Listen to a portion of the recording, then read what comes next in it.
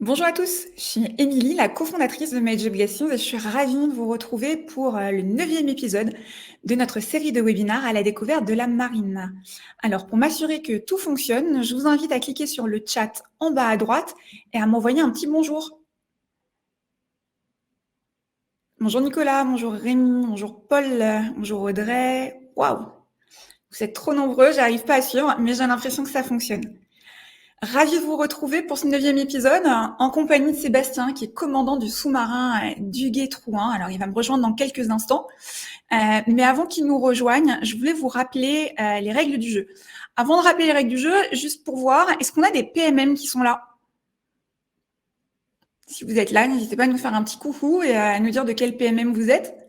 Et est-ce qu'on a des étudiants, enfin des lycéens qui sont en internat, tous ensemble en classe? Est-ce qu'on a des gens? Donc, la PMM de Versailles, bonjour. Alors, Elliot, dis-moi en plus d'où tu viens. Tu es dans une PMM ou tu es lycéen, étudiant, me dit Victor. Génial, en internat à Amiens. Bon, bah, bonjour à vous tous, ça fait plaisir. Pour vous rappeler comment ça se passe pendant les 30 premières minutes, bah, génial, on a une PMM à Orléans, à Clermont. Super, vous êtes là en force, ça fait plaisir. Et on a en effet Nicolas qui est avec nous, qui est un sous-marinier, qui va aider Sébastien à répondre aux questions, notamment les questions les plus RH sur la deuxième partie. Donc, bonjour à vous Nicolas, ravie de vous avoir avec nous. Et ben, juste un lycéen random, Yann, je suis contente que tu sois avec nous aussi. En tout cas, bienvenue à tous. Ça fait plaisir de voir que vous êtes nombreux encore ce soir. Je vous rappelle juste les règles du jeu. Dans la première partie, les 30 premières minutes, c'est moi qui vais avoir la chance d'interviewer Sébastien, de lui poser plein de questions sur son parcours, sur ses missions. Et dans un deuxième temps, c'est vous qui allez prendre la relève. Donc pour ça, il y a un onglet questions juste à côté de l'onglet chat, en bas à gauche de l'onglet chat. N'hésitez pas à poser vos questions à tout moment, donc même pendant la première partie, pendant laquelle c'est moi qui garde la main. Pour que je puisse expliquer au mieux à Sébastien qui vous êtes, je vais avoir besoin aussi que vous me donniez des informations. Donc, votre prénom, votre âge, la formation que vous suivez, si vous êtes dans une PMM, si vous êtes dans un lycée où il y a toute la classe qui est là, parce qu'on a des internats avec nous et ça nous fait super plaisir, n'hésitez pas à le dire. Comme ça, je peux donner du contexte à Sébastien quand je lui pose la question et ça l'aidera à mieux vous répondre. OK. Un point important aussi, il va y avoir trop de questions parce que vous êtes trop nombreux. Du coup, je pourrais pas prendre les questions de tout le monde. Donc, pour m'aider à faire le choix, je propose que ce soit vous qui fassiez le choix en votant pour les questions qui vous plaisent le plus. Donc, je prendrai la question la plus votée vers la question la moins votée. Et donc, du coup, ça, c'est hyper important. Donc, j'ai besoin que vous m'aidiez, j'ai besoin que vous alliez voter sur les questions des uns et des autres pour faire remonter les questions qui vous paraissent les plus pertinentes. Est-ce que ça vous va ? Dernière petite chose, parce que aujourd'hui, on va parler sous-marins, les sous-mariniers, les forces sous-marines. Alors, je voulais vous donner quelques informations. Vous dire que c'est un milieu qui est exigeant, avec de nombreux métiers embarqués qui sont accessibles à tous, et vous verrez, et à toutes, c'est hyper important. C'est un univers d'emploi qui est très riche et passionnant, qui est marqué par une très forte cohésion entre ses membres. Il faut savoir que tout le monde est volontaire pour être sous-marinier. C'est des missions navales hors normes dans un environnement qui est de très très haute technologie. C'est la pointe du savoir-faire industriel et scientifique français. Et il y a énormément de métiers qui sont accessibles grâce à la qualité des formations et des écoles de la marine. Et puis pour vous donner aussi un chiffre, je pense que c'est important, chaque année, la marine recrute 350 sous-mariniers dans une quinzaine de métiers. On parle aussi bien d'électriciens, de mécaniciens, de cuisiniers, de navigateurs, d'atomiciens, de torpilleurs, d'acousticiens, de détecteurs. Bref, plein de métiers dont nous parlera certainement Sébastien. Mais qui sait, peut-être que vous trouverez votre voie en écoutant son parcours. Et c'est pour ça que je vais inviter Sébastien à me rejoindre pour venir échanger avec vous et vous partager son parcours assez exceptionnel, vous verrez, et nous raconter son quotidien de commandant. Bonjour Bonjour Émilie. Sébastien. Bonjour Émilie, bonjour à tous. Vous allez bien? Très bien, très bien. Et vous? On est ravis de vous avoir en direct de Toulon, je crois. En direct de Toulon, exactement, l'escadrille des sous-marins nucléaires d'attaque. Super. Sébastien, vous savez, il y a une petite coutume dans ces épisodes à la découverte de la marine, c'est qu'on commence par la carte d'identité de l'invité. Du coup, D'accord. je vous propose de nous lancer dans cet exercice qui est assez rapide. Je vous pose quelques questions, on répond un peu vite, un peu en mode tac au tac, histoire d'apprendre à mieux vous découvrir rapidement. Je suis Quel est prêt. votre grade, Sébastien? Alors, je suis capitaine de frégate. C'est l'équivalent de lieutenant-colonel pour ceux qui seraient un peu plus familiers des grades de l'armée de terre. Et on vous appelle commandant, c'est ça? On m'appelle commandant. On m'appelle commandant, alors S fonction, parce que je commande un sous-marin, mais aussi par le grade, depuis le grade précédent, le grade de capitaine de corvette, l'équivalent justement de commandant de l'armée de terre, parce que historiquement, ce sont les grades qui commandent les bateaux dans la marine nationale. C'est l'appellation liée au grade. Génial. Est-ce que je peux me permettre de vous demander votre âge? Oui, j'ai très exactement 40 ans depuis 24 heures. Eh bien, joyeux anniversaire en retard. Merci. Du coup, vous êtes dans la marine depuis quand? Je suis rentré à l'école navale en 2002, donc ça fait 20 ans maintenant. C'est une belle, beaux anniversaires cette année, 20 ans dans la marine, 40 ans, c'est génial. Exactement. Votre meilleur souvenir dans la marine, ce serait quoi? Alors, mon meilleur souvenir dans la marine, je pense que c'est la prise de commandement de l'Améthyste, le premier sous-marin nucléaire d'attaque que j'ai commandé. C'était en octobre 2019. Et ça correspondait à l'aboutissement d'un rêve d'enfant, parce que je souhaitais commander un sous-marin, être sous-marinier puis commander un sous-marin depuis, je pense que j'avais 12 ans quand j'ai exprimé la première fois ce souhait-là. Je devais être en sixième, oui, c'est ça. Vous allez nous raconter ça tout à l'heure. Votre meilleure expérience en équipage? Alors en équipage, je pense que c'était, alors j'en ai beaucoup, mais j'en choisis une un peu C'est le jeu. voilà, au pied levé. Mon premier cycle de chef de bordée. Alors cycle c'est mission, chef de bordée c'est chef d'une équipe au central opération. J'ai fait ça assez jeune parce que j'étais encore enseigne de vaisseau, donc lieutenant c'est plutôt réservé au grade supérieur dans le parcours très très classique. Donc on m'a confié une équipe de 10 personnes. Pour l'intégralité de la durée d'une mission. D'abord en entraînement sur simulateur, on a appris à travailler ensemble, on est devenu, je dirais, performant en groupe. Puis on a conduit toute la mission ensemble. On tournait systématiquement en quart ensemble dans une belle mission en océan Indien, donc des missions un peu emblématiques, un peu lointaines, avec de très beaux souvenirs opérationnels, de très beaux souvenirs de navigation en surface en mer Rouge.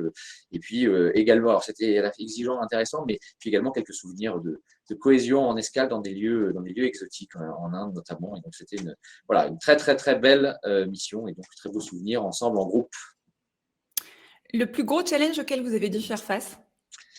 Je pense que c'est maintenant, parce que je commande le Duguay-Trouin, qui est l'un des le dernier sous-marin nucléaire d'attaque français.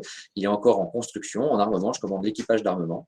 Et donc, on relève collectivement à 120 le défi de participer à la finition du bateau. Et puis, il va pas tarder à voir ses premières gouttes d'eau salée cet été. Et puis, nous l'emmènerons en mer l'hiver prochain pour conduire ses essais.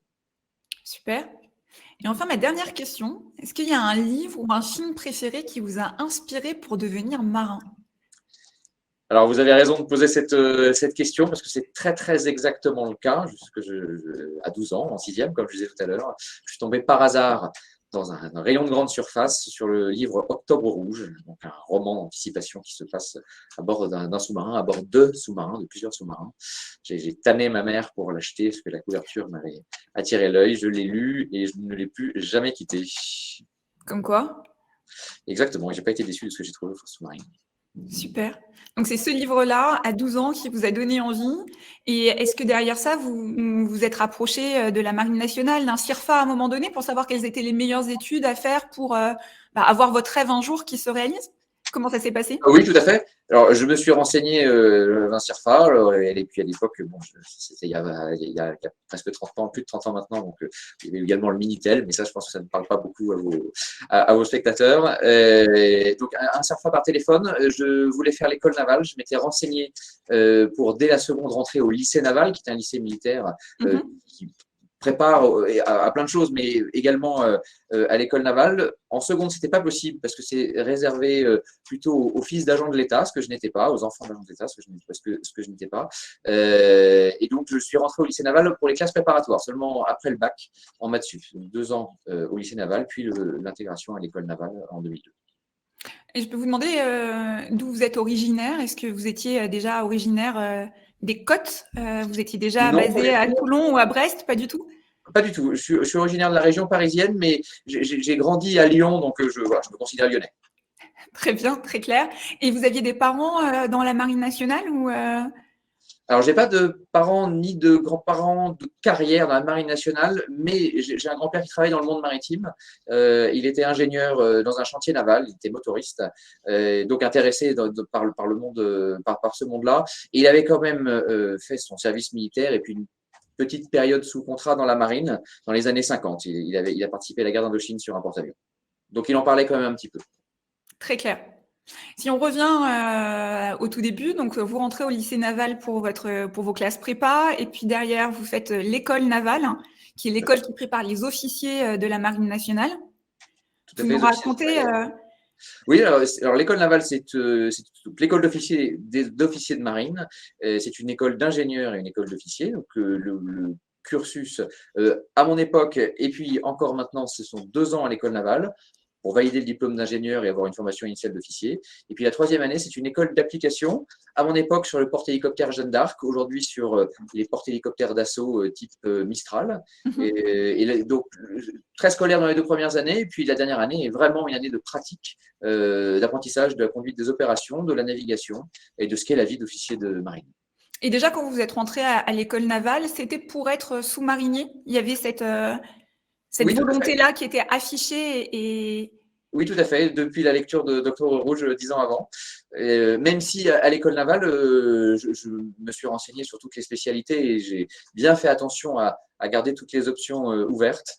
Mais j'ai eu justement l'occasion, pendant mon embarquement sur la Jeanne d'Arc, de faire quelques jours sur un sous-marin nucléaire d'attaque et voilà, le virus est revenu très très vite.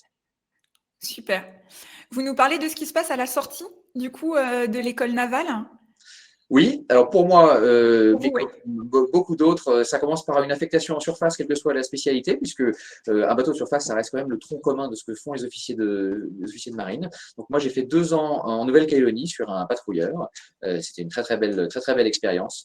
Et puis après, en 2007, j'ai rejoint les forces sous-marines pour le parcours classique d'officier sous-marinier de la branche opération. Donc 6 postes à valider successivement. Pour ma part, exclusivement sur SN1 type Ruby. Jusqu'à être chef de différents services, puis commandant adjoint opération, chef de l'activité, commandant en second. En 2018, j'ai réussi le cours de commandement, qui est la dernière étape, pour prendre le commandement de l'Améthyste en 2019. Puis après, j'ai eu la chance de commander l'Émeraude l'année dernière. Et puis là, cerise sur le gâteau, j'ai pris le commandement du Duguay-Trouin, donc le deuxième de la série des classes Suffren en construction à Cherbourg. Donc les classes Suffren, et ce sont les nouveaux sous-marins de la Marine nationale, donc les nouveaux sous-marins nucléaires d'attaque. Oui, tout à fait. C'est le deuxième, donc le Duguay-Trouin que vous commandez, c'est le deuxième. Après, du coup, le Suffren qui était le premier. C'est tout nouveau. Comme vous nous l'avez dit, le sous-marin n'est pas encore sur l'eau, ni sous l'eau. Oui, Euh, exactement. Le Suffren navigue depuis 2 ans. Il est maintenant à Toulon, très, très, très, très proche de son admission au service actif, c'est-à-dire de sa rentrée dans le cycle opérationnel. Et le Duguay-Trouin est très, très bientôt fini. Et comme je vous le disais, il va bientôt voir l'eau salée. Vous nous expliquez comment ça se passe? Je crois qu'il y a, alors, pour ceux qui sont en activité, 2 équipages. Vous nous expliquez un petit peu les cycles des sous-marins, les moments où ils sont en entraînement, en mer, etc., etc. Et nous expliquer un Oui. petit peu comment ça se passe? Alors, les sous-marins nucléaires, SNLE, sous-marin nucléaire sauveteur d'engin, comme sous-marin nucléaire d'attaque, sont effectivement à 2 équipages. Donc, il y a en permanence l'un des 2 équipages qui est en charge du bateau. Les relèves sont sur les Suffrens tous les 4 mois, sur les Ruby tous les 5 mois. Et donc, quand l'équipage est en charge, il entretient le bateau ou il est en opération avec. Pendant ce temps-là, l'autre équipage est soit en soutien, c'est-à-dire aide l'équipage en charge, soit s'entraîne sur simulateur pour se requalifier. Et ça, on le fait une fois par cycle, hein, tous les 5 mois, on se requalifie. Soit il est en vacances, parce que c'est le moment de se reposer aussi un peu quand l'autre équipage a la charge du bateau. Vous nous parlez un peu de votre quotidien quand vous êtes en mer et quand vous êtes, enfin, et au moment où vous avez la, la charge du sous-marin, mais au moment où il est à quai. Alors, je dirais qu'elle est centrée sur la permanence. ça, c'est pas spécifique aux sous-marins, c'est tous les bateaux, mais on est en mer 24 heures sur 24, donc il faut s'occuper du bateau 24 heures sur 24. La permanence, donc pour simplifier, l'équipage est divisé en trois tiers, avec dans chacun de ces tiers des spécialistes de chaque poste du bateau pour conduire ce bateau, donc des atomiciens, des responsables de la sécurité plongée, des responsables de la conduite des opérations. Et ce roulement permanent conduit à ce qu'il y ait en permanence donc, des gens qui travaillent. En gros, il se relève toutes les 4 heures, hein, donc ça fait 8 heures par jour à son poste de quart. Et sur les 16 heures restantes, eh bien, on mange, on se repose, on fait un peu de travail de fond, on se détend et ça occupe déjà bien les journées. Et c'est ce rythme constant qui scande la vie à bord. Combien de personnes sur un SNA? Sur un Suffren, c'est 65 personnes, un tout petit peu plus sur un Ruby, on arrive à 75. Parfait. Et on n'est pas trop à l'étroit? Comment ça se passe? Alors, c'est effectivement assez convivial. Le bateau fait allez, 80 mètres de long. Alors, je vais parler d'un Ruby, là, 80 mètres de long. Il y a 20 mètres à l'avant pour les armes, 40 mètres à l'arrière pour la chaufferie. Donc, il reste plus que 20 mètres pour les marins. Il reste parti, rassurez-vous, sur plusieurs étages. Donc, à la fin, ça fait 1 mètre carré par personne. Ce qui peut sembler comme ça, pas beaucoup, mais ce sont des bateaux extrêmement bien conçus en termes d'ergonomie. Donc, finalement, c'est assez convivial. Et puis, comme je vous le rappelle, il y a toujours au moins un tiers de l'équipage qui est en train de dormir, qui effectivement, qu'on croise moins. Les Suffrens sont un tout petit peu plus grands, mais il y a aussi plus d'installations à bord. Donc, ils sont aussi très, très bien conçus et bien agencés. Mais ça ne fait pas forcément beaucoup, beaucoup plus de place pour les marins. Très clair. Et quand vous avez la responsabilité du sous-marin, mais que le sous-marin est à quai, comment ça se passe? Qu'est-ce que vous faites? Alors, quand le sous-marin est à quai, il y a généralement que deux options. Soit on est à Toulon, ou on va dire dans un port militaire français, en train de l'entretenir. Donc, on est en charge du bateau, mais on travaille main dans la main avec l'industriel Naval Group, hein, très principalement sur les sous-marins nucléaires français, pour faire les maintenances périodiques ou réparer ce qui serait éventuellement cassé. Période d'entretien à Toulon ou période d'opportunité à Brest de passage. Si on n'est pas en période d'entretien, à quai, ça veut dire qu'on est en escale et à ce moment-là, il y a toujours une équipe qui garde un peu le bateau et puis les autres marins font un peu de travail de fond puis surtout aussi se reposent un peu parce que l'escale, c'est aussi fait pour ça. C'est l'avantage aussi de la vie de sous-marinier, c'est qu'on fait, enfin, dans la marine en général, mais on fait des belles escales. Oui, il y a quelques belles escales. Les sous-marins vont aussi, comme il y a toute surface, un tout petit peu partout dans le monde et on y fait des belles escales avec la particularité, comme le bateau est convivial, comme je vous le disais, mais pas forcément très confortable à quai, les escales, l'équipage dort à l'hôtel, ce qui est quand même une vraie coupure et une occasion de se reposer pleinement pendant les quelques jours de la relâche. Là, on est dans une période un petit peu particulière pour le Duguay Trouin. Vous avez vécu des choses que vous n'aviez pas vécues avant, parce que c'est la première fois que vous gérez un sous-marin qui n'est pas encore actif. Vous pouvez nous raconter un petit peu ce que vous faites aujourd'hui et concrètement, qu'est-ce que vous faites, vous et votre équipage? Oui, alors du coup, je préciserai que je ne gère pas encore complètement le sous-marin. Il appartient encore à l'industriel, à Naval Group, de le construire. Moi, j'en gère plutôt l'équipage qui est présent sur le chantier et qui est là en expert de la conduite. Hein, le Naval Group est l'expert de la construction et le marin est l'expert de la conduite du bateau. Et c'est comme le bateau est bientôt fini, c'est vraiment le moment où on converge ensemble vers le départ en mer. Donc, on est là pour commencer à parler exploitation des installations avec le constructeur, à commencer à préparer le transfert de la responsabilité de la conduite pour pouvoir après aller conduire les essais. Ça se fait à Cherbourg sur le chantier, mais en même temps, puisqu'il faut se qualifier, eh bien, c'est pour ça que je suis à Toulon en ce moment avec une bonne partie de mon équipage. Les simulateurs sont à Toulon, à l'escadrille des sous-marins nucléaires d'attaque, comme pour les autres sous-marins d'attaque. Et donc, on se qualifie, c'est une période d'1 mois et demi dans laquelle on rejoue toutes les situations possibles qu'on peut rencontrer en mer sur des simulateurs de sécurité plongée, de conduite de la chaufferie nucléaire, de conduite des opérations. Et on obtient à tous à la fois une qualification personnelle, individuelle, et une qualification par équipe pour à la fin avoir la qualification de l'équipage complet. Et là, on est en très courte finale puisque j'espère bien que dès demain, c'est fini. Bon, on vous le souhaite en tout cas, on croise les doigts. Et pour comprendre, il a quoi de nouveau, ce nouveau sous-marin par rapport à la classe Ruby? Qu'est-ce que la classe Suffren apporte? J'imagine que c'est plus de technologie, mais est-ce que vous pouvez...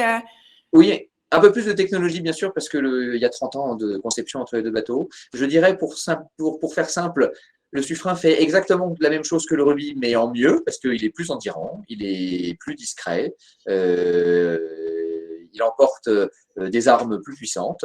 Et puis, il y a deux capacités quand même nouvelles qui sont apparues avec ce bateau. La capacité de frapper contre terre avec le missile de croisière navale, et puis la capacité de mettre en œuvre de façon répétée et en immersion, et donc de façon discrète, des nageurs de combat. C'est donc deux ruptures. Voilà. Mais le cœur du métier du sous-marin, voilà, c'est plus une continuité, une performance supérieure qu'une vraie révolution. Et aussi la possibilité d'avoir des femmes à bord? Oui, c'est vrai.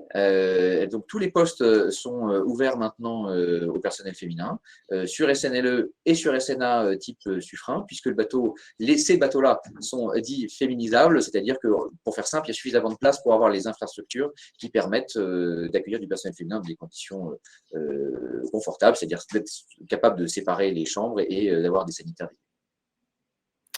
Sébastien, vous nous avez parlé de votre parcours.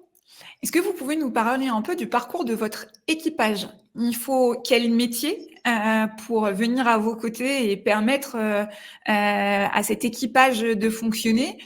Quels sont les différents postes? Quels sont les différents besoins? Et surtout, si moi j'avais envie, alors moi je pense que je suis un peu trop vieille, mais je me mets à la place des jeunes qui nous écoutent. Est-ce qu'il y a des qualifications minimum qui sont nécessaires pour entrer? J'ai dit tout à l'heure qu'il fallait être volontaire pour être sous-marinier. Est-ce que vous pouvez revenir un petit peu sur ce sujet-là et nous expliquer comment ça marche? Alors, je confirme tout à fait que le sous-marinier, c'est un volontariat qui peut être retiré à tout moment ou exprimé dans la marine à tout À moment tout moment? également. Et donc, personne n'est forcé. Personne n'est forcé de naviguer sur un sous-marin. Alors, quel métier Eh bien, ils sont très nombreux. On va les diviser en quatre familles. Ceux qui produisent l'énergie, donc principalement les atomiciens, responsables de la chaufferie nucléaire, qui sont à l'origine des mécaniciens ou des électriciens, des techniciens qu'on a formés après au métier d'atomicien et de conduite de la chaufferie. Ensuite, il y a les gens responsables de la sécurité plongée, mécaniciens de ce qu'on appelle de l'avant, qui travaillent plutôt à l'avant du bateau, et qui s'occupent des installations voilà, qui concourent à la vie à bord et à sa capacité à plonger et à naviguer en sécurité dans l'eau. Le troisième métier, ce sont les gens de la conduite des opérations, donc les veilleurs sonars, les gens qui s'occupent de tous les senseurs, les radars, la guerre électronique, la capacité à dessiner la situation tactique et nautique autour du bateau. Et puis le quatrième métier, bien sûr, c'est le soutien de l'homme, parce que eh bien, il faut aussi préparer les repas et s'occuper des gens. Donc, on a des cuisiniers et des maîtres d'hôtel à bord pour le soutien de l'homme et de l'équipage. Et il paraît qu'on mange très bien Oui, dans la marine nationale et encore plus, m'a-t-on dit, sur les sous-marins. oui, c'est très vrai. Alors, on mange très bien la marine nationale. Et puis, dans les sous-marins, alors la cuisine est très, très, très petite. Donc, ils travaillent dans des conditions qui sont pas forcément faciles, mais ils sont extrêmement bien formés, extrêmement motivés. Et puis, ils savent que c'est très, très important pour le moral de l'équipage de bien manger. C'est vraiment le moment de convivialité, je dirais, le plus important de la journée. Hein, le repas, c'est un vrai moment de détente. Et donc, à part le fait qu'on se retrouve tous ensemble, c'est aussi important que dans l'assiette, la qualité soit au rendez-vous, ils le font très bien.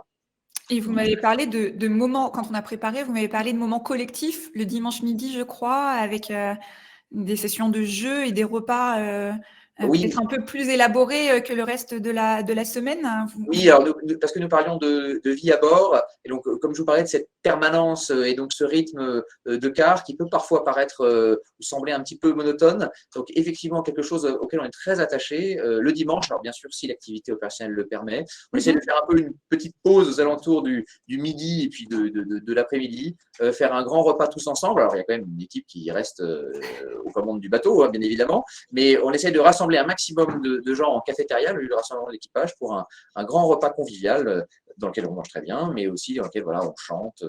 Il y a quelques petites activités de tradition qui font rire les gens. Et puis l'après-midi, juste après le repas, généralement, c'est consacré aux jeux, à la détente, donc compétition de jeux vidéo ou jeux de société.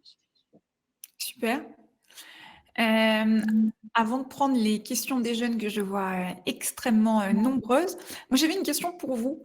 Vous nous avez dit, Sébastien, que depuis que vous avez 12 ans, vous rêviez de devenir sous-marinier.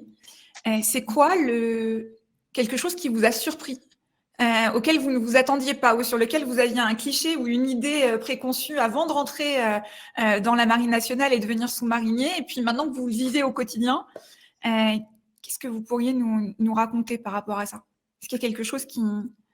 Alors, au pied levé, je dirais que ce dont j'avais pas forcément conscience, c'est la jeunesse des équipages de sous-marins. La moyenne d'âge est plutôt faible, hein. Ça tourne autour de 27, 28 ans, alors que ce sont des gens extrêmement bien formés et pointus dans leur domaine, mais finalement, les formations vont assez vite, elles s'enchaînent, elles sont exigeantes, mais elles sont bien faites, et donc le sous-marinier progresse très très vite en technicité. Et donc, il se retrouve technicien supérieur à 30 ans, déjà dans un grade d'officier marinier supérieur important, hein. J'ai des maîtres principaux et des majors qui ont à peine la trentaine. Et ça, effectivement, je ne m'y attendais pas. Notamment, le premier bateau que j'ai connu, c'est la Jeanne d'Arc, hein, qui était un vieux bateau, un gros bateau, et sur lequel la moyenne d'âge d'équipage était quand même plutôt élevée. C'était lié aussi à la technologie de l'époque, dans laquelle on faisait vieillir un petit peu les gens. Voilà, sous-marin, non, c'est un bateau de jeunes. Vous êtes le plus vieux à bord? Ah oui, je suis le plus vieux à bord. Ça, c'est malheureusement une évidence. Non, mais enfin, quand on a 40 ans et qu'on est le plus vieux à bord, ça montre en effet la jeunesse de l'équipage. Oui, tout à fait. Est-ce qu'il y a une anecdote aussi que vous pourriez nous raconter, quelque chose qui s'est passé, qui pourrait nous permettre de mieux appréhender en fait votre quotidien, ou quelque chose que vous avez vécu ou que vous vivez vous et votre équipage? Alors, ce que je vais essayer de vous faire partager, c'est une prise de plongée, c'est-à-dire l'expérience du moment où le bateau s'enfonce sous l'eau. C'est une rupture parce que avant ça, le bateau navigue en surface comme un bâtiment de surface, et puis à l'issue de cette prise de plongée, il est complètement immergé dans son milieu comme un vaisseau spatial, et l'équipage est complètement confiné et coupé du monde. C'est pas un moment anodin, donc ça se prépare un petit peu, ça prend un peu de temps, ça se prépare quelques heures avant. Il y a des rondes dans le bateau, on vérifie que les installations sont dans l'état correct pour la plongée, qu'elles vont supporter la pression, qu'elles vont supporter l'eau de mer.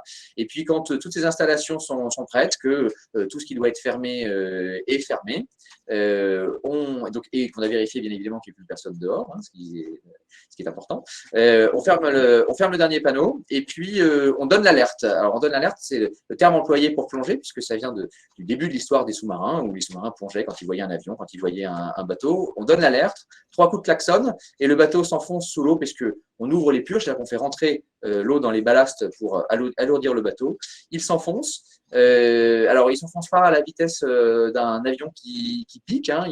C'est pas forcément très physique comme expérience. Le bateau, c'est plutôt assez intellectuel, hein. On voit juste le compteur d'immersion qui monte avec une légère assiette négative. On entend quand même un ou deux craquements, il y a des choses qui se mettent en place, la coque, et puis le bateau descend. Une fois qu'on est arrivé en bas, donc là, ça se fait plutôt dans le silence parce qu'on surveille, on regarde que tout va bien, qu'on n'a pas une installation qui ne serait pas dans la mauvaise configuration. Une fois qu'on est arrivé en bas, avec quelques comptes rendus, quelques ordres, tout ça est très formalisé comme façon de discuter. On règle les dernières choses. On s'assure que le bateau est bien pesé, qu'il a le bon poids dans l'eau. On s'assure que les installations qui ne peuvent être démarrées qu'en plongée sont démarrées. Et puis après, c'est parti. La mission peut commencer. On est sous l'eau, au milieu de notre élément de prédilection, coupé du reste du monde, paré à travailler. Et le barreur, donc la personne qui conduit, je ne sais pas si on peut dire ça comme ça, qui pilote le sous-marin, est parfois hyper jeune, ou tout le temps, je ne sais pas, mais peut être très jeune et a une énorme responsabilité. Oui, il est même extrêmement souvent très jeune parce que c'est l'un des premiers postes, à bord. Oui, c'est une vraie responsabilité. C'est la première formation qu'on fait quand on rentre dans la filière, alors, soit mécanicien, soit torpilleur ou timonier, c'est-à-dire navigateur. On est d'abord barreur.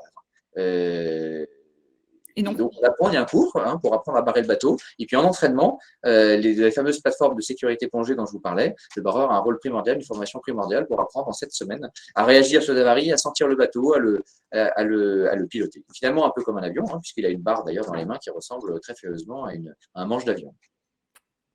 Ok, merci Sébastien pour cette première partie et ces premiers éléments que vous nous avez apportés. Je m'en vais du coup regarder et découvrir les questions de nos jeunes en les filtrant en fonction du nombre de votes.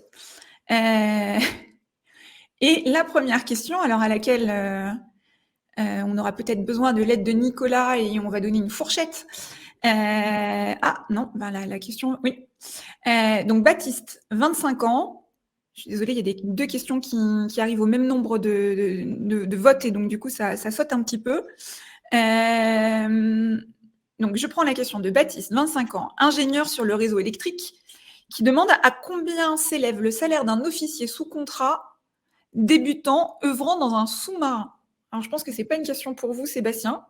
Si Nicolas veut nous donner une idée dans le chat, Nicolas nous dit environ 3 000 €. Donc, voilà pour vous répondre. Juste peut-être que vous pourrez confirmer, Sébastien, mais je crois qu'il y a des primes quand vous êtes en mer. Oui, exactement. Alors, 3 000 €, c'est la réponse que j'aurais donnée. Donc, vous voyez, oui, alors effectivement, il y a une prime quand on navigue à bord d'un sous-marin, quand on est affecté dans l'environnement des forces sous-marines. C'est lié aux contraintes liées au confinement et puis à la complexité du bateau, au fait qu'il faut se requalifier chaque année et que le parcours est quand même exigeant. Et donc, c'est compensé. Les suggestions sont compensées par une prime qui correspond à 50% de la solde de base. Et je précise que ces 3 000 € sont nets, comme vient de le confirmer Nicolas. Oui, c'est assez intéressant. Question de Rémi, qui a 20 ans, qui est étudiant en DUT et qui est candidat, alors je vais avoir besoin de votre aide, EDM-DEASM. Je ne sais pas si on dit ça comme ça. Il est DESM, candidat pour être à l'école de Mestrance comme détecteur sous-marin. Merci. Pour septembre 2022, et qui vous demande quelles qualités essentielles sont requises pour intégrer la force océanique stratégique. Donc la force océanique stratégique sur les SNLE, les sous-marins nucléaires lanceurs d'engins, sur lesquels repose la permanence de la dissuasion. Alors je dirais les mêmes qualités que pour naviguer sur les sous-marins nucléaires d'attaque. C'est déjà l'envie de servir, comme tous les militaires. Une certaine appétence quand même pour le travail, c'est-à-dire qu'il y a des formations quand même régulières, il y a des qualifications, des entraînements, donc faut pas avoir peur de fournir du travail personnel. Tout est très très bien fait, donc il ne faut pas non plus s'imaginer que c'est une montagne, mais il y a un petit peu de travail personnel à fournir et je dirais l'envie de travailler en équipe. Parce que quel que soit le métier à bord, et quelle que soit sa technicité, il y a peu de personnes qui travaillent toutes seules, on travaille plutôt en équipe. Alors, il y a Nicolas qui complète, Sébastien, votre réponse en disant « Les qualités indispensables pour devenir sous-marinier sont le goût de l'effort et du collectif, l'humilité, la motivation, la curiosité et l'adaptation. » Il a tout à fait raison. Question de Damien, qui a 27 ans et qui est ancien militaire de l'armée de terre en reconversion, qui demande si on peut avoir des précisions sur la durée d'une mission en SNA et je pense qu'il voulait dire SNLE. Y a-t-il des escales et à quelle fréquence? Combien de temps peut durer au maximum une immersion totale? 3 questions en une. Oui, alors un déploiement de sous-marin nucléaire d'attaque, ça dure quelques mois. On est en charge, je dis à peu près 4 mois sur un Suffren, 5 mois sur un Ruby, donc ça vous donne à peu près l'ordre d'idée des déploiements. C'est de l'ordre de 4 mois. On reste plusieurs semaines sous l'eau, ça dépend un peu du rythme d'activité. Les escales reviennent en gros toutes les 3 semaines, mais on peut tenir plus longtemps en mer. Un Suffren, c'est dimensionné pour tenir quasiment 2 mois sous l'eau. Plus de 2 mois sous l'eau, d'ailleurs, c'est fait pour faire 70 jours sous l'eau. Et un Ruby, on tient plutôt de l'ordre de 45 jours. Il n'y a que les vivres qui nous limitent, puisque avec la chaufferie nucléaire, l'énergie est disponible quasiment sans fin. Enfin, ça se compte en années. On est capable de régénérer notre atmosphère et on est capable de produire notre eau. Donc, il n'y a que la capacité en vivre qui nous limite. Et donc, voilà, ça se compte en plusieurs semaines. Et les escales, du coup, reviennent voilà, quand on a besoin aussi de faire des vivres et puis de régénérer un petit peu, de reposer l'équipage. Merci. Un SNLE, du coup, par contre, ne fait pas d'escale. Et je n'ai pas parlé des SNLE. Un SNLE ne fait pas d'escale et il fait des patrouilles de l'ordre de un petit peu plus de 2 mois. On a une question de Mathias qui a 22 ans, qui est officier de la marine marchande. Combien de temps dure la formation OPS pour intégrer les forces sous-marines après la Jeanne? Comment se passe concrètement le quart d'un officier dans un sous-marin? Alors, la formation OPS pour un officier qui sort de la Jeanne d'Arc, elle dure pas très longtemps puisque c'est à l'école navale qu'on a appris le métier d'officier de marine. On l'a pratiqué un peu sur un petit bateau de surface. Et donc, la transformation après sur un sous-marin, c'est 3 semaines d'un cours initial qui apprend plus à quoi ressemble le sous-marin et la technologie à bord du sous-marin, connaissance générale du sous-marin. Et ensuite, on apprend son métier plutôt en le pratiquant. Période d'entraînement, mais du coup, c'est de la formation, mais c'est principalement de la qualification avec tout l'équipage. Ça dure 7 semaines. Donc, c'est le premier contact généralement du jeune officier avec son équipage et avec son métier au sorti du petit cours initial de 3 semaines. Et puis après, il pratique en mission sur le site. À quoi ressemble le quart? Ouais, ça, je pense que c'est une question qui va intéresser beaucoup de jeunes. Alors, ça ressemble quelque part un petit peu au quart sur un bateau de surface, sauf qu'il n'y a pas de fenêtre, il n'y a pas de radar sous l'eau, donc on utilise des sonars pour opérer les autres bateaux. Et je dirais que ce qui change un peu, c'est qu'on raisonne en 3 dimensions quand même. C'est-à-dire qu'on n'est pas à la surface de l'eau, on est dans les volumes d'eau, et on ne fait pas que s'occuper de la direction où on va ou de la vitesse, on règle aussi l'immersion en fonction de ce qu'on veut faire, si on veut se cacher, si on veut écouter, si au contraire on veut voir, donc on se rapproche de l'immersion périscopique. Physiquement comme équipe, au central opération, au PCNO, poste de conduite de la navigation et des opérations, on gère 2 équipes qui sont dans le même local mais qui travaillent de façon un tout petit peu séparée.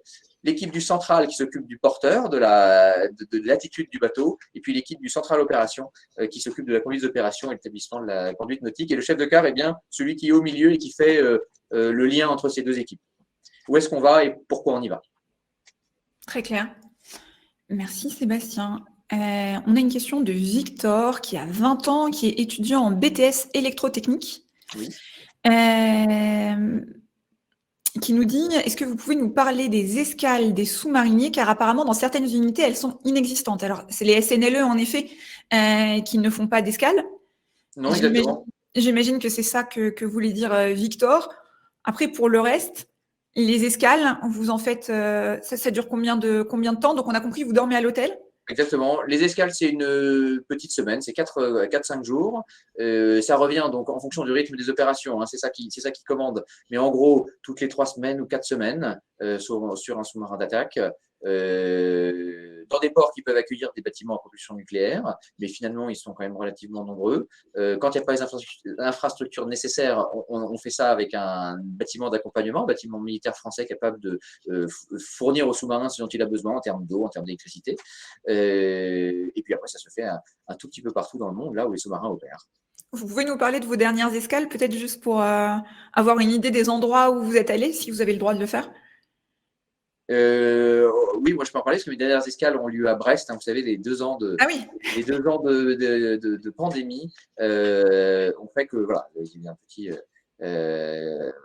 les confinements ont fait qu'on était bien à Brest en France. Voilà.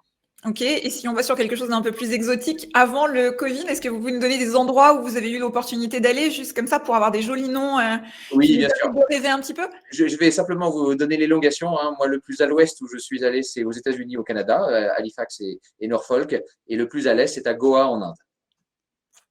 Merci.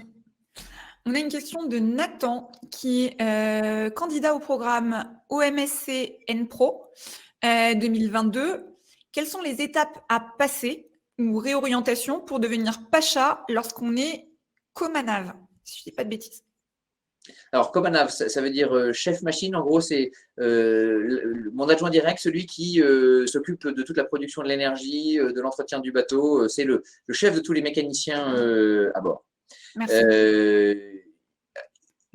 c'est assez difficile du coup de rentrer dans cette filière-là, de rentrer dans la filière de commandement. Il y a eu des exceptions, mais il faut avoir en fait dès le début réussir à se qualifier également sur les postes de la conduite des opérations. Donc il faut être chef de quart, il faut avoir réussi à valider le poste de chef de bordée dont je vous parlais dès le début, et puis avoir fait un poste de commandant d'opération. Donc c'est arrivé une fois dans la marine. C'est pas forcément facile, c'est pas interdit et impossible. Donc pour quelqu'un qui rentre officier sous contrat N-Pro, ça veut dire que il faut être breveté chef de quart, il faut réussir à entretenir ce brevet, à pratiquer le quart à la mer et à exprimer très fortement son volontariat. Mais bien évidemment derrière il y a des questions de gestion aussi et de place disponible. Voilà, quand on est atomicien, on n'est pas forcément prioritaire dans cette filière-là. Donc c'est pas impossible, mais la probabilité est quand même pas très importante. Exactement. Quelles que soient les qualités personnelles. Maintenant, quand on veut quelque chose, il faut juste s'en donner les moyens et puis il ne faut pas hésiter à le demander. Et puis c'est pas pour pas avoir de regrets. Bon ben Nathan, tu sais ce qu'il te reste à faire. Prochaine question, c'est celle d'Antoine, qui a 15 ans et qui est collégien en 3e. Et qui demande « Quel conseil donneriez-vous à un jeune qui veut s'engager dans la Marine nationale et qui veut faire carrière dans la Marine nationale ?» Alors, je dirais qu'il faut, première chose, il faut se renseigner sur les métiers, en prenant contact d'abord sur un CFA, parce que la Marine nationale offre un panel de métiers très, très différents, de l'ingénieur au cuisinier, en passant par le mécanicien, l'électricien, l'informaticien, l'artilleur sur les bateaux de surface, le fusilier marin. Enfin, en gros, marin, c'est plus qu'un métier, c'est un état, et puis dedans, il y a plein de métiers. Donc il faut s'enseigner sur ces métiers-là et puis pour essayer pour sélectionner ceux qui plaisent, et puis après il faut s'en donner les moyens, c'est-à-dire qu'en fonction de ce que on veut faire, il faut travailler pour obtenir les diplômes, les qualifications nécessaires au métier choisi. On peut rentrer dans la marine avec finalement très peu de qualifications. Hein. C'est une institution qui forme son personnel à partir d'un niveau scolaire relativement bas. Mais quoi qu'il arrive, les formations sont bien faites, mais il y a toujours un moment où il faut travailler pour les réussir. Antoine, je me permets un petit conseil aussi. Si ton rêve, c'est d'intégrer la Marine nationale, je t'invite, puisque tu es encore jeune, à aller échanger avec des ambassadeurs de la Marine nationale et à leur poser plein de questions pour essayer de trouver justement le métier qui pourrait te correspondre le mieux et t'aider à te projeter pour la suite. Petite. On a ensuite une question qui nous vient d'une jeune fille qui a 18 ans, qui est lycéenne en terminale et qui nous dit, si je ne me trompe pas, l'espace dans les sous-marins est assez restreint. La bonne cohabitation des hommes et des femmes est-elle facile niveau intimité? Alors, c'est très vrai que les bateaux sont petits, hein. Comme je vous disais, ils sont très ergonomiques, donc c'est finalement assez confortable. Ça se transforme assez rapidement en un cocon dans lequel on est bien. Hein. J'ai même moi un souvenir quasi de ma première escale ressortie du bateau. Je me suis presque dit, j'avais qu'une envie, c'était d'y retourner parce que on se sent protégé dans ce bateau.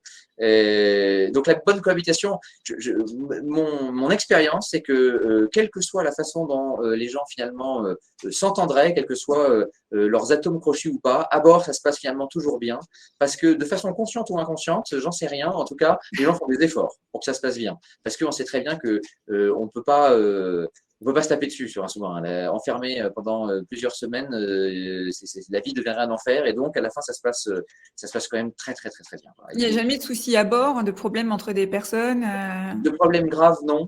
De problèmes graves, non. Quelques disputes parfois, bien sûr, mais vraiment rien de grave et rien de ce qu'on pourrait imaginer. Alors, bien sûr, on fait aussi très attention à la cohésion. Hein, c'est tous d'ailleurs, c'est un acte de commandement, mais ça vient pas que du commandement. C'est tout le monde a envie de passer un bon moment ensemble.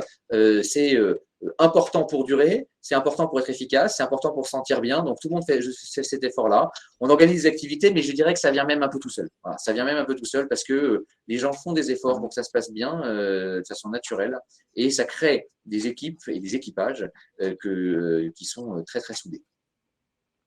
Alors, j'ai une question de Pierre, 24 ans, étudiant alternant en Master 2 de sciences de l'eau.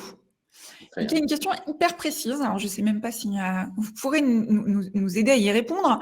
J'espère.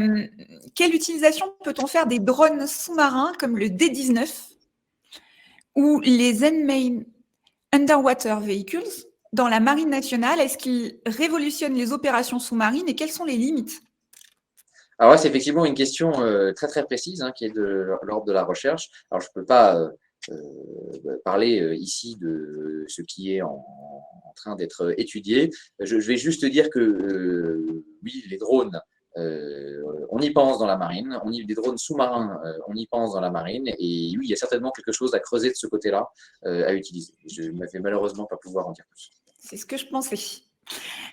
Simon, qui a 21 ans, qui est étudiant en 4e année en école d'ingénieur, nous demande s'il est envisageable pour un spécialiste cybersécurité d'embarquer dans un contexte opérationnel tel qu'un sous-marin. Est-ce qu'il y a des personnes qui font de la cybersécurité à bord des sous-marins? Alors, il y a des personnes qui font de la cybersécurité pour les sous-marins. Il y a des personnes, ça devient de plus en plus important sur un bateau comme le mien aujourd'hui, qui est complètement informatisé, automatisé. Ce sont des gens qui appartiennent au service transmission. Ce sont ce qu'on appelle traditionnellement dans la marine des radios. Alors, je n'ai pas d'expert de la cyber dans le sens quelqu'un qui ne ferait que ça. Ce sont des gens, voilà, des spécialistes de transmission qui ont une formation en cyber et qui font de la cyber au jour le jour. N'oublions pas que finalement le risque le plus important cyber à bord, il est quand on est à quai et qu'on est branché sur le monde extérieur, mais qu'on est sous l'eau, on est assez préservé des attaques cyber. On a un tout petit peu moins besoin. On a besoin d'hygiène cyber tout le temps, ça c'est clair. On a besoin de faire attention à ça, mais on n'embarque pas forcément de spécialistes qui font ça à temps plein. Question de Valentin, 19 ans, étudiant en BTS électrotechnique, qui est membre de la PMM de Clermont-Ferrand. Est-il possible de rentrer à l'école navale avec un BTS électrotechnique? Sinon, comment peut-on faire à part en faisant une classe prépa? Alors, pour réussir le concours de l'école navale, il faut avoir fait une classe prépa. On peut présenter également un concours en candidat libre, mais c'est quand même beaucoup plus difficile que de l'avoir préparé avec une classe préparatoire. Avec un BTS, il faut plutôt se diriger vers le recrutement d'officiers sous contrat. Très clair, merci. Alors, on a Thomas qui est élève justement en classe préparatoire grandes écoles en lycée militaire d'Aix-en-Provence, qui a 19 ans et qui passe le concours de l'école navale dans une semaine. Eh ben, on croise les doigts pour toi, Thomas. Pourriez-vous me préciser de quelle manière sont attribuées les spécialités filière opération puis SOUM à l'école navale? Alors là, c'est plutôt l'école navale ou la direction du personnel qui pourrait répondre à ça. Il faut exprimer son volontariat. Je lui conseille, quoi qu'il arrive, de faire le meilleur score possible parce que c'est toujours plus facile d'obtenir ce qu'on veut avec un bon classement. Et puis après, en termes de gestion, finalement, à la fin, ce sont quand même toujours les besoins de la marine qui priment en fonction du nombre de places qu'elle offre dans les filières. Mais pour répondre plus facilement à sa question à lui, je dirais, voilà, travail, ça vaut le coup. Alors, Nicolas, justement, répond selon les besoins de gestion de la marine, ce que vous venez de dire, et selon le rang de sortie. Donc, il faut bien travailler, il faut sortir dans les premiers pour avoir le choix derrière. C'est toujours plus facile. C'est toujours plus simple.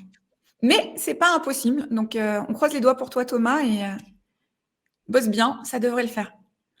Question de Mathis, qui a 17 ans et demi en terminale dans un lycée. Est-ce que vous avez rencontré des difficultés lors de votre parcours de recrutement avant la formation? Non, je n'ai pas rencontré de difficultés, j'imagine, de trouver des informations. C'est ça que je comprends. Non, je n'ai pas rencontré de difficultés. Alors, j'habitais à Lyon, qui est une grande ville, donc il y avait des centres d'information de recrutement. Donc, et tout aujourd'hui est disponible sur Internet. Il y a les ambassadeurs dont vous parliez tout à l'heure, et Émilie. Donc, je pense, à mon époque, déjà, il y a 20 ans, l'information était très disponible. C'est le cas encore aujourd'hui. Donc, non, je ne pense pas j'ai pas rencontré de difficultés. La difficulté numéro 1, c'était celle de réussir le concours. Donc, 3 solutions, Mathis. Lamarinerecrute.fr, le CIRFA, les ambassadeurs de la Marine nationale sur Major Glaciers. Et normalement, là, tu devrais avoir toutes les informations dont tu as besoin pour pouvoir avancer. Question de Barbara, dont je n'ai pas plus d'informations, qui nous demande quelle est la moyenne d'âge des équipages du Guettrou 1. C'est moins de 30 ans comme pour Oui, c'est tous les ça. autres Oui, tout sous-marins, à on fait. est d'accord, il n'y a pas de Exactement. changement. 27-28 ans. Parfait. Question d'Audrey, étudiante en école d'ingénieur dans le domaine du soudage et qui a 23 ans. Pouvez-vous nous parler des réparations ou des problèmes techniques à quai ou en mer? Y a-t-il des ingénieurs à bord chargés des problèmes techniques ou des réparations? Comment ça se passe? Oui, alors à bord des ingénieurs, il y en a, puisque tous les officiers qui sortent de l'école navale sont ingénieurs, et puis il y a quand même beaucoup d'officiers d'autres recrutements qui sont ingénieurs également. Donc on parlait du commander tout à l'heure, du chef machine. Il a au moins 2 ou 3 adjoints qui sont ingénieurs comme lui, officiers issus soit de recrutement école navale, soit de voie externe, mais qui sont ingénieurs et qui sont plus particulièrement chargés de l'exploitation des installations du bateau. Alors même les gens de la filière opération, d'ailleurs, exploitent des installations. Ils exploitent les installations, les sonars, les senseurs, les installations de lancement d'armes. Mais je dirais que c'est quand même plutôt la branche des atomiciens, des officiers de la branche énergie, qui est principalement responsable de l'entretien du bateau. En mer, s'assurer qu'il reste disponible pour conduire la mission. Et puis, à quai, en période d'entretien, la liaison avec les industriels qui viennent réparer le bateau. On a une autre question un peu sur le même sujet. Tristan, qui a 22 ans, en prépa ATS, qui demande quels sont les différents rôles des officiers à bord pour autre chose que le commandement. Des officiers pour les équipes mécaniques, par exemple, etc. Alors, on répartit les différentes tâches du bateau entre les officiers, derrière, pour qu'ils puissent derrière eux-mêmes commander leurs adjoints. Donc, j'ai différents chefs de service. J'ai différents chefs de service de chaque service, donc un chef de service transmission, un chef de service détection sous-marine, un chef de service navigation, chez les mécaniciens, un chef de service plongée manœuvrabilité, un chef de service réacteur. Et puis, ces gens-là sont dirigés par les officiers un peu plus anciens, mais commandants adjoints. Pour les opérations, le commandant d'opération. Pour l'énergie, le commandant adjoint navire. Et puis le commandant en second autour. Donc l'organisation, elle est pyramidale et elle est répartie en fonction des différentes activités du bateau. Ça, c'est le rôle qu'on appelle organique, c'est-à-dire que c'est lié à l'entretien et à la conduite des installations. Mais chacun de ces gens-là ont également des fonctions de conduite à bord. Donc, ils sont soit ingénieurs de quart, ils s'occupent de la chaufferie nucléaire, soit ils sont maîtres de centrale, ils s'occupent de la conduite en attitude du bateau et de sa sécurité, soit ils sont chefs de quart et donc ils assurent la permanence finalement pour la conduite des opérations. On a une question de Théo qui a 21 ans, qui fait un bac+2 DUT GMP. Il nous dit qu'il est en train de candidater pour Mestrans pour la spécialité Energnuc. Oui. Est-ce que vous pouvez lui expliquer ce qu'on fait dans cette spécialité et à nous aussi par la même occasion? Exactement. Donc, Energnuc, c'est le recrutement pour être atomicien dans la marine. Donc, il va commencer sur sous-marin par un poste d'équipier, dans un poste de mécanicien ou d'électricien, même si ce n'est pas sa spécialité. Il sera barreur, ou il sera servant de tableau sécurité plongée, ou il sera responsable des usines de régénération de l'oxygène, de traitement du gaz carbonique. Enfin, il aura une installation à piloter. Et puis, au bout de quelques années, 2, 3, 4 sur sous-marin, il partira au brevet supérieur et deviendra atomicien. Et à ce moment-là, il aura un poste de conduite, d'entretien d'installation, mais également de conduite des installations de la chaufferie. Et puis, il continuera à progresser, il deviendra expert, il sera chimiste, il sera instrumentiste, responsable des capteurs, des automates. Et puis, pour le dernier poste d'officier marinier, de technicien très supérieur, il sera ingénieur de quart également, au même titre que les officiers. Et puis, bien sûr, s'il veut continuer, il a les postes d'officier qui s'ouvrent et il peut terminer tout à fait commandant adjoint navire d'un sous-marin nucléaire. Question de Paul qui a 29 ans, qui est candidat EDM Sinum et RECOM, qui est de l'informatique, nous dit-il. Combien de marins de spécialité informatique sont embarqués à bord d'un SNA et quelles sont leurs fonctions? Alors, sur mon sous-marin, Ouais. j'ai 2 adjoints radio de niveau technicien. Ils sont encadrés par un brevet supérieur, donc un technicien supérieur. Et puis, il y a au-dessus d'eux un brevet de maîtrise, donc un expert des réseaux informatiques. Donc, ils sont 4. Alors, ils ne sont pas tous informaticiens, hein, ce sont les gens responsables des transmissions dont je vous parlais et qui ont dans leur responsabilité également la gestion des réseaux informatiques. Et c'est très, très vrai pour l'expert dont je vous parlais, le brevet de maîtrise, celui qui est tout en haut, qui s'occupe de l'intégralité des réseaux informatiques du bord. On a une question de Charlotte qui a 23 ans, qui a fait une PMM en 2016 et une PMS-EM 2022. Actuellement en master de psychologie, je souhaiterais devenir psychologue des forces. Il me semble que des femmes ont déjà pu intégrer l'équipage de certains SNLE. Qu'en est-il des SNA? On en a rapidement parlé tout à l'heure, mais est-ce que vous pouvez nous expliquer pourquoi sur votre SNA, il va être possible d'avoir des femmes? Alors, sur les SNA de type Suffren, dont le mien Oui. est trop loin, le bateau est suffisamment grand pour permettre l'accueil de personnel féminin, tout simplement parce qu'on a suffisamment de chambres séparées et de sanitaires pour accueillir du personnel féminin. Sur SNLE, ça fait quelques années qu'on embarque des femmes. Pour les officiers. Pour les officiers. Et aujourd'hui, tous les postes sont ouverts. Et les premiers personnels féminins de niveau officier marinier, technicien, sont actuellement en cours de formation. Et donc, dès l'automne, elles embarqueront sur SNLE et sur SNA. Super. On a des questions salaires, mais je crois qu'on a pas mal répondu sur la question tout à l'heure. Est-ce que vous pouvez parler, donc c'est Victor qui a 20 ans, qui est étudiant en BTS électrotechnique. Est-ce que vous pouvez nous parler de la spécialité MEARM avec les différences par rapport aux bâtiments de surface? Oui, alors je vais vous parler d'abord des rubis, du coup, des SNA type rubis. Les MEARM sont les mécaniciens d'armes, donc ils sont responsables de la mise en œuvre de l'installation de lancement d'armes et de l'entretien des torpilles. La différence simplement avec les bâtiments de surface, c'est qu'on n'a pas les mêmes armes à bord, on n'a pas les mêmes modèles, on n'a pas de canon à bord d'un sous-marin, on a des tubes lance-armes et des torpilles et des missiles dont ils s'occupent. Sinon, ils ont le même métier que sur un bâtiment de surface, seulement voilà, ils ne s'occupent pas de la même installation. Et ils ont quand même une fonction en plus. Dès qu'ils sont brevet supérieur, ils sont maîtres de centrale. C'est-à-dire qu'ils s'occupent, avec les mécaniciens et les électriciens du même niveau de qualification, de la conduite du bateau en termes de sécurité et en termes d'attitude. Sur le Suffren, la marine a fait le choix de ne plus utiliser cette spécialité. En gros, les mécaniciens d'armes sont transformés en mécaniciens et ont donc ouvert un peu leur champ de responsabilité.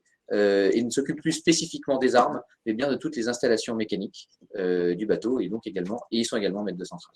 Donc on n'aura plus de MEARM à bord des Suffren, en tout cas c'est le cas aujourd'hui. On aura des mécaniciens, mais donc du coup les MEARM, ceux qui souhaitent naviguer sur Suffren, sont transformés en mécaniciens. Merci.